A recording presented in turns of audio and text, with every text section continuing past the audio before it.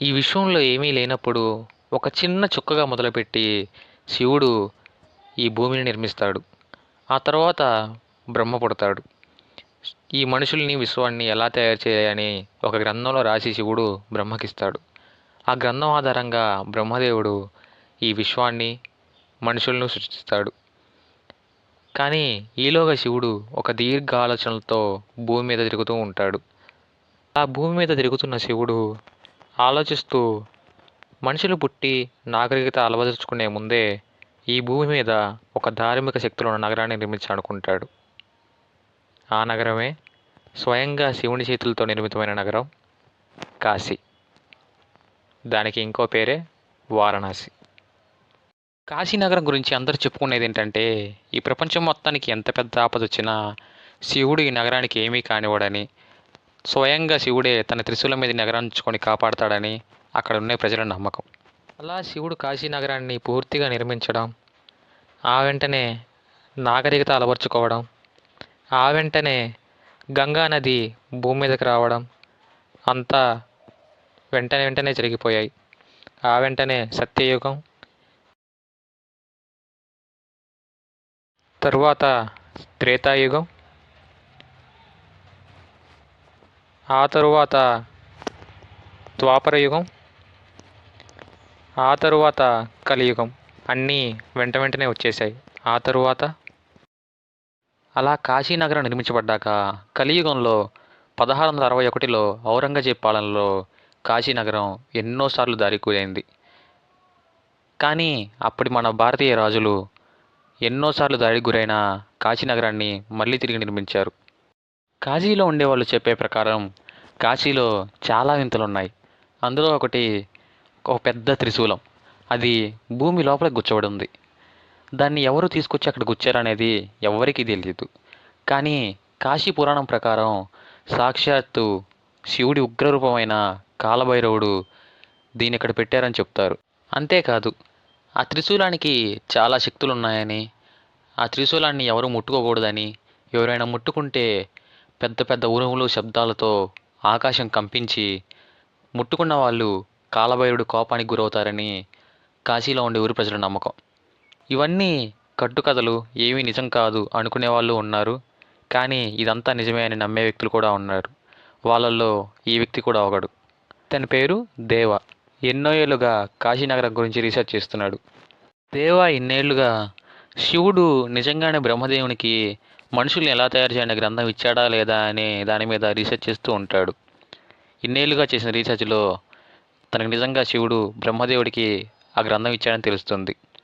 దీంతో వాళ్ళ నాన్నని పిలిచి, నాన్న, మనం ఇన్నాళ్ళు వెతికింది దొరికింది, నిజంగా అది ఉంది, ఎలాగైనా మనం దాన్ని సంపాదించుకోవాలని చెప్తాడు. దాంతో నువ్వు ఎప్పటికైనా సాధిస్తావని నాకు తెలుసు అని వాళ్ళ నాన్న దేవాతో అంటాడు. ఈలోగా వాళ్ళ నాన్నకి తన చిన్న కొడుక్కి యాక్సిడెంట్ అయిందని ఫోన్ వస్తుంది. తన చిన్న కొడుకు ఎవరో కాదు, పార్వతీపురంలో చేతబడి చేసి అందరినీ చంపుతున్న రుద్ర.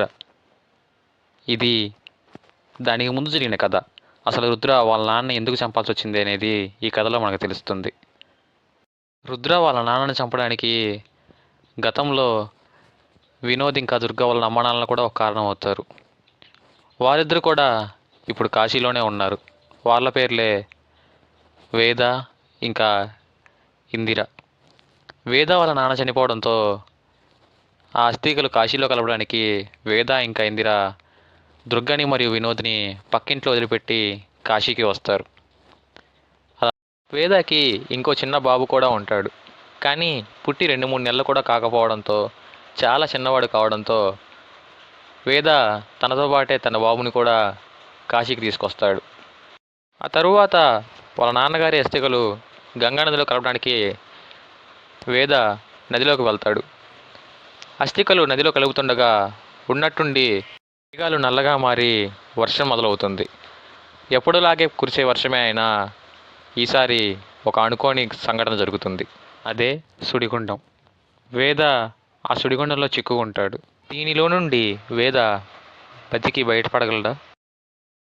అలా సుడిగుండంలో చిక్కుకున్న వేద అందులో మునిగిపోతాడు. అలా మునిగిపోయిన వేద గంగానది లోతులో ఉన్న ఒక రహస్య గది దగ్గర పడిపోతాడు. ఆ గది తలుపులు ఒక్కసారిగా తెరుచుకొని వేదని లోపలికి లాగేసుకొని మళ్ళీ వాడింతరవే మూసేసుకుంటాయి. ఆ గదిలో స్వయంగా బ్రహ్మదేవుడు ఉంటాడు. ఆయనను చూసిన వేద ఆశ్చర్యపోతాడు. ఈలోగా బ్రహ్మదేవుడు, నువ్వు ఇక్కడికి వచ్చావంటే సమయం మొదలైంది, దీన్ని వాళ్ళ చేతికి వెళ్లకుండా నువ్వే కాపాడాలి అని. ఇది స్వయంగా ఆ శివుడే రాసిన గ్రంథం అని, ఒక మనిషిని ఎలా సృష్టించాలో ఎలా అదుపు చేయాలో అంతా ఇందులో ఉందని, ఇది ఎట్టి పరిస్థితుల్లోనూ వాళ్ళ చేతుల్లోకి వెళ్ళకూడదు అని చెప్పి వేదాన్ని బయటకు నెట్టేస్తాడు. తరువాత వేదాన్ని ఇక్కడ దగ్గరలో ఉన్న హాస్పిటల్లో జాయిన్ చేస్తారు. ఈలోగా తన చిన్న కొడుకు యాక్సిడెంట్ అయిందని ఫోన్ రావడంతో రుద్ర వాళ్ళ నాన్న కూడా అదే హాస్పిటల్కి వస్తాడు. అక్కడ రుద్రాన్ని చూసి వాళ్ళ నాన్న చాలా తిడతాడు. నాకు సాయం చేయకుండా ఇంకా పని పెంచుతున్నావు అని రుద్రాన్ని తిట్టడంతో వాళ్ళ అన్నయ్య తిట్టొద్దు అని చెప్పి డాక్టర్తో మాట్లాడడానికి బయటకు వెళ్తాడు. ఈలోగా ఇందిర అసలు ఈ పుస్తకం వేద చేతికి ఎలా వచ్చిందని ఆలోచిస్తూ ఆ పుస్తకంలో ఏముందో తెరిచి అనుకుంటుంది. ఇందిర పుస్తకం తెరిచి చూసేలోగా వేద లేస్తాడు. లేచిన వేద, ఈ పుస్తకం ఏంటి నీ దగ్గర ఉంది అని ఇందిరని అడుగుతాడు. మీరు నీళ్ళలో మునిగిపోయారు, మళ్ళీ మిమ్మల్ని కాపాడి పైకి తీసుకొచ్చినప్పుడు ఈ పుస్తకం మీ చేతుల్లో ఉంది అని ఇందిర చెప్తుంది. అయితే ఇదంతా కల కాదు, నిజమే అన్నమాట. ఈ పుస్తకం నాకు ఇచ్చింది ఎవరో కాదు, స్వయంగా బ్రహ్మదేవుడు. దీనిని మనమే కాపాడాలి అని తనకు బ్రహ్మదేవుడు ఏదైతే చెప్పాడో అదంతా ఇంద్రుడికి చెప్తాడు వేద. కానీ ఇదంతా చాటుగా దేవా వింటున్నాడు. వాళ్ళ మాటలు చాటుగా విన్న దేవా వాళ్ళ నాన్న దగ్గరికి వెళ్ళి, మన వెతికే గ్రంథం ఇక్కడ ఒకరి దగ్గర ఉంది అని చెప్పడంతో వాళ్ళ నాన్న కోప్పడి, తెలిసి కూడా మౌనంగా ఎందుకు వచ్చావు, వాళ్ళని చంపైనా ఆ గ్రంథం తీసుకోండిరా అని దేవాకు చెప్తాడు. దీంతో దేవ వారి గదికి మళ్ళీ వెళ్ళగా అప్పటికే వేద మరియు ఇందిర హాస్పిటల్ నుంచి వెళ్ళిపోతారు. ఈ విషయం వాళ్ళ నాన్నకి చెప్పడంతో ఆయన ఇంకా కోప్పడి, రిసెప్షన్లో వాళ్ళ పేర్లు వివరాలు ఉంటాయి, వెళ్ళు, వాళ్ళు కాశీ దాటేలోపు వాళ్ళని చంపైనా సరే ఆ గ్రంథం తీసురా అని దేవాతో చెప్తాడు. దేవా హాస్పిటల్ రిసెప్షన్ వాళ్ళతో గొడవపడి వారిద్దరూ వేదాంతపురి అనే ఊరి నుండి వచ్చారని తెలుసుకుంటాడు. ఆ ఊరికి ఇప్పుడు ట్రైన్ ఉంది. అందుకే తన మనుషులందరినీ కాశీలో వెతకమని పంపించి తను ట్రైన్ ఎక్కుతాడు. వేద మరియు ఇందిర కూడా అదే ట్రైన్ ఎక్కుతారు. అలా వారిద్దరిని వెతుక్కుంటూ వచ్చిన దేవ వారిద్దరిని ట్రైన్లో వెతికి వారి దగ్గర నుండి ఆ గ్రంథం లాక్కోవాలని ప్రయత్నిస్తాడు.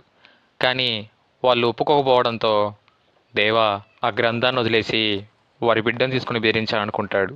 అప్పుడు వేద మరియు దేవ ట్రైన్లో గ్రంథం కోసం గొడవ పడుతూ ఉండగా ట్రైన్ బ్రిడ్జి మీదకి వస్తుంది. ఈలోగా దేవ, మీరు నాకు ఆ గ్రంథం ఇవ్వకపోతే మీ బిడ్డని ట్రైన్లోంచి బయటికి విసిరేస్తాను అని ట్రైన్ గేట్ దగ్గరికి వస్తాడు. అలా గొడవ పడుతూ ఉండగా ట్రైన్ బ్రిడ్జి మధ్యలోకి వస్తుంది.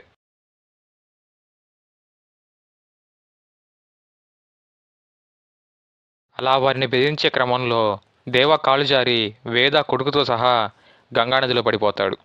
ఈ విషయం అంతా దేవ తమ్ముడు రుద్రాకి తన నాన్నకి తెలుస్తుంది. వాళ్ళ అన్నయ్య చనిపోయాడని తెలియడంతో కోపం తెచ్చుకున్న రుద్ర, వాడిని చంపిన ఇద్దరిని నేనే చంపుతాను, కానీ వాడు అంతలా ఆ గ్రంథం వెనక వెళ్ళడానికి కారణం నువ్వే నాన్న. ఆ గ్రంథం కోసం వెళ్ళి అన్నయ్య చనిపోయాడని తెలిసినా కూడా నీకు ఎలాంటి బాధ లేదు, ఇంకా గ్రంథం కోసం వెతుకుతున్నావు. అసలు చంపాలి అనుకుంటే ముందు చంపాల్సింది నిన్నే నాన్న. అసలు ఆ గ్రంథంలో ఏముంది, ఎందుకు ఇంతలా ఆ గ్రంథం కోసం వెతుకుతున్నావు అని రుద్ర వాళ్ళ నాన్నతో అంటాడు. దానికి వాళ్ళ నాన్న, అసలు ఆ గ్రంథం గురించి నీకేం తెలుసురా, మనుషుల్ని అదుపు చేయాలనుకుంటే చేతబడి ద్వారానే అదుపు చేసేవాడిని, కానీ ఆ గ్రంథంలో కాలభైరవుడికి సంబంధించిన రహస్యాలు ఉన్నాయి అని రుద్ర వాళ్ళ నాన్న రుద్రతో అంటాడు. కాలభైరవుడా, ఎవరతను అని దేవ వాళ్ళ నాన్న అడుగుతాడు. అప్పుడు వాళ్ళ నాన్న, శివుడు బ్రహ్మని, బ్రహ్మ ఈ విశ్వాన్ని సృష్టించిన కొన్నాళ్ళ తర్వాత బ్రహ్మ మరియు విష్ణువు మాట్లాడుకుంటూ ఉండగా అసలు ఈ విశ్వంలో ఎవరు గొప్ప అనే మాట వస్తుంది. దానికి బ్రహ్మ, ఈ సృష్టిని ఈ విశ్వాన్ని చేసింది నేనే కదా, నేనే గొప్ప, నేను లేకపోతే ఈ దేవతలు కానీ మానవులు కానీ ఈ విశ్వం కానీ ఎవరూ లేరు కదా, నేనే గొప్ప అని బ్రహ్మ అంటాడు. కానీ విష్ణువు, మీరు సృష్టించారు సరే, కానీ మీ సృష్టిని నాశనం చేయగలిగిన వ్యక్తి ఆ శివుడు, అలా చూస్తే ఆయనే గొప్ప కదా అని విష్ణు అంటాడు. ఆ మాటతో బ్రహ్మ అహం దెబ్బతింటుంది. విష్ణు అన్న మాటకి బ్రహ్మ యొక్క అహం దెబ్బతినడంతో ఆ రోజు నుండి బ్రహ్మ శివుడు చేసే ప్రతి పనిలో జోక్యం చేసుకోవడం మొదలుపెట్టాడు. శివుడు అంతా గమనిస్తున్నా తన పని తను చేసుకుంటూ మౌనంగా ఉండేవాడు. కానీ ఒకరోజు బ్రహ్మ ఆగడాలు హద్దు దాటాయని శివుడు కనిపించడంతో ఒక్కసారిగా తన మూడో కంటిని తెరుస్తాడు. ఆ కంటిలో నుండి ఎర్రటి మంట బయటకు వస్తుంది. ఆ మంట నుండి జన్మించిన వాడే కాలభైరవుడు. ఎర్రటి కళ్ళతో, నల్లగా, మెడలో కపాలమాల వేసుకొని చాలా భయంకరంగా ఉండేవాడు. అలా శివుడి ఉగ్రరూపమైన కాలభైరవుడు బ్రహ్మలోకంలో అడుగుపెట్టడంతో బ్రహ్మలోకం అంతా ఒక్కసారిగా కంపిస్తుంది. కాలభైరవుడు బ్రహ్మ ముందుకు వెళ్ళి నిలబడతాడు. అప్పుడు బ్రహ్మ, ఎవరు నువ్వు? నేను సృష్టించకుండా ఒక వ్యక్తి పుట్టడమా? అసంభవం. ఎవరు నువ్వు? ఎందుకు ఇక్కడ వచ్చావా అని బ్రహ్మ అడుగుతాడు. అప్పుడు కాలభైరవుడు, నన్ను సృష్టించింది స్వయంగా పరమేశ్వరుడు. విశ్వానికి సృష్టికర్త అయి ఉండి స్వయంగా శివుడు చేసే పనులకే అడ్డొస్తున్నావు. నీ అహంకారానికి కారణమైన ఈ 5వ తల ఇక ఉండకూడదు అని కాలభైరవుడు బ్రహ్మ యొక్క 5వ తలని నరికేస్తాడు. అలా నరికిన ఆ తల వచ్చి కాలభైరుడి చేతిలో పడుతుంది. ఆయన ఎంత విడిపించుకోవాలి అనుకున్నా బ్రహ్మ యొక్క 5వ తల ఆయన చేతి నుండి విడవదు. బ్రహ్మ యొక్క కపాలం ఎంతకీ కాలభైరుడి చేతి నుంచి విడవకపోవడంతో కాలభైరవుడు విష్ణువుడి దగ్గర దీన్ని ఎలా విడిపించుకోవాలని అడగ్గా విష్ణువు, మీరు బ్రహ్మని హత్య చేయడం వల్ల మీకు బ్రహ్మహత్య పాతకం చుట్టుకుంది. 14 లోకాల్లో ఉన్న ప్రతి ఒక్క పుణ్యక్షేత్రాన్ని మీరు దర్శించుకోవాలి. ఏదో ఒక పుణ్యక్షేత్రంలో మీరు పాప విముక్తులవుతారు అని విష్ణువు చెప్తాడు. దాంతో కాలభైరవుడు ప్రతి ఒక్క పుణ్యక్షేత్రానికి తిరుగుతూ ఉండగా కాశీకి కూడా వెళ్తాడు. కాశీలో అడుగుపెట్టిన వెంటనే ఆ కపాలం చేతిలోంచి కింద పడిపోతుంది. కాలభైరవుడు బ్రహ్మహత్య పాతకం నుండి విముక్తుడవుతాడు. కాలభైరవుడు కాశీనగరంలో విముక్తుడవడంతో శివుడు ప్రత్యక్షమై, నువ్విక్కడే విముక్తుడయ్యావు కాబట్టి ఈ కాశీనగరానికి ద్వారపాలకుడిగా ఇక్కడే ఉండు. ఈ కాశీనగరంలోకి ఏ వస్తువు అయినా, ఏ మనిషి అయినా, ఏ దేవదేవుడైనా, ఆఖరికి యమధర్మరాజైనా సరే నీ అనుమతి లేకుండా ఎవరూ లోపలికి రాలేరు అని చెప్పి శివుడు అక్కడి నుంచి వెళ్ళిపోతాడు. ఆ తర్వాత నుండి ఈ రోజు వరకు కూడా భక్తుల నమ్మకం ఏంటంటే రాత్రి 10 గంటల 30 నిమిషాలకంతా కాశీలో చివరి హారతి ఇచ్చేస్తారు. ఆ తర్వాత గుడి మూసేసి అందరూ ఇళ్లకు వెళ్ళిపోతారు. అప్పటి నుండి మళ్ళీ తెల్లవారి పొద్దున్నే గుడి తెరిచేంత వరకు కాలభైరవుడు కాశీలోనే తిరుగుతూ ద్వారపాలకుడిగా తన కర్తవ్యాన్ని నిర్వహిస్తూ ఉంటాడని ప్రజల నమ్మకం. అలా కాలభైరవుడు ద్వారపాలకుడు అయ్యాక ఏ చెడు శక్తి కాశీలోకి రాకుండా తన త్రిశూలాన్ని పెట్టాడని అక్కడ ఉన్న వాళ్ళ నమ్మకం అని రుద్ర వాళ్ళ నాన్న రుద్రాకి చెప్పాడు.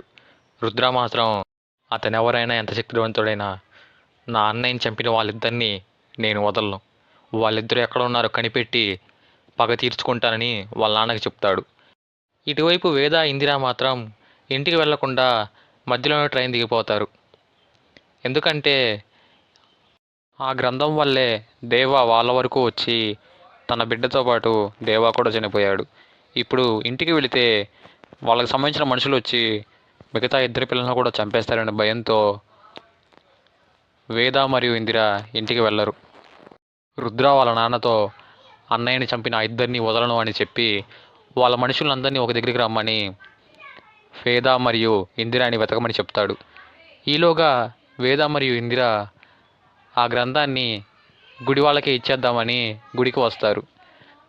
గుడిలో ఉన్న పూజారి దగ్గరికి వెళ్ళి, నాకు ఈ గ్రంథం ఇలా దొరికింది, దీన్ని గుడిలో ఉంచండి అని చెప్పడంతో పూజారి 1 నిమిషం ఉండండి అని రుద్రాకి ఫోన్ చేసి, మీరు వెతుకుతున్న వాళ్ళు వస్తే చెప్పమని చెప్పారు కదా, వాళ్ళు గుడిలోనే ఉన్నారు రండి అని పూజారి రుద్రాకి ఫోన్ చేసి చెప్తాడు. ఈలోగా రుద్ర, వాళ్ళని అక్కడే ఉంచు, నేను గుడికి వస్తున్నాను అని చెప్పి అక్కడి నుంచి బయలుదేరతాడు. పూజారి మాటలు విన్న వేద, ఇందిర పూజారి కూడా రుద్ర మనిషి అని తెలుసుకొని అక్కడ నుండి పారిపోతారు.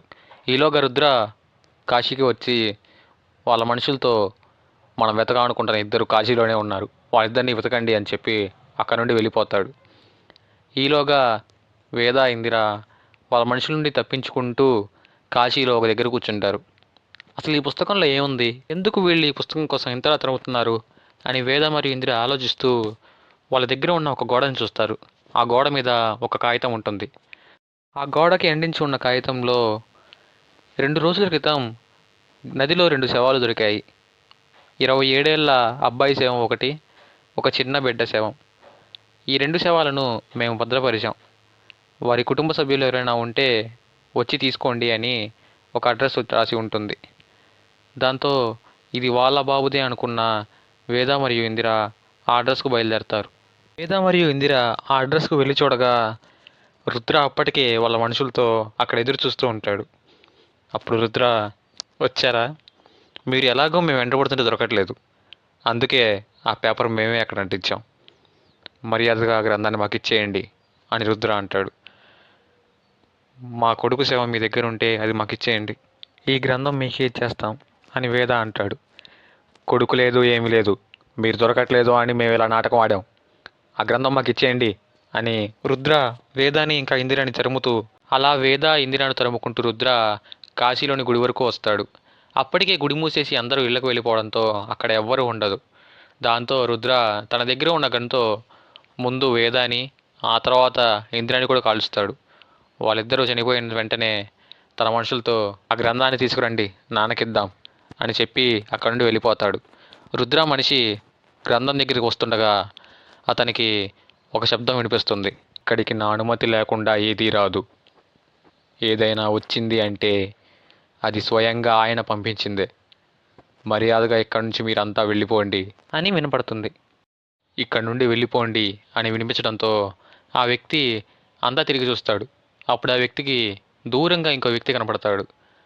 అప్పుడు రుద్ర మనిషి, ఏయ్ అసలు ఎవరు నువ్వు, మమ్మల్ని వెళ్ళిపోమనడానికి నువ్వెవరు అని ఆ వ్యక్తి అడగడంతో, నేనెవరా, ఇప్పుడు నువ్వు నిలబడి ఉన్న ఈ నగరానికి ద్వారపాలకుడిని అని చెప్పి ఆయన చేతిలో ఉన్న త్రిశూలాన్ని విసిరి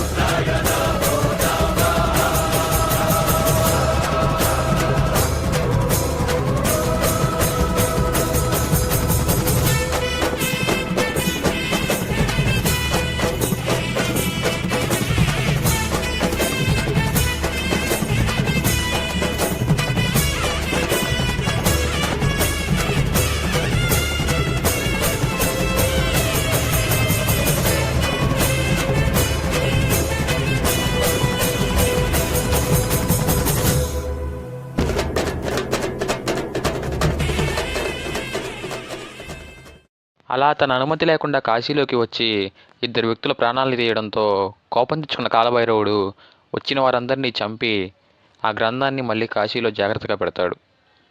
కానీ అమ్మా నాన్నలు ఏమయ్యారో, బ్రతికున్నారో చనిపోయారో తెలియని ఆ పిల్లలు మాత్రం పెద్ద అయిన తర్వాత వాళ్ళ అమ్మా నాన్నలను కనిపెట్టడానికి ఏం చేశారో తెలుసుకోవాలంటే చూడండి పార్వతీపురంలోని గుడి ఛానల్ పేరు కింద లింక్ని క్లిక్ చేసి చూడండి.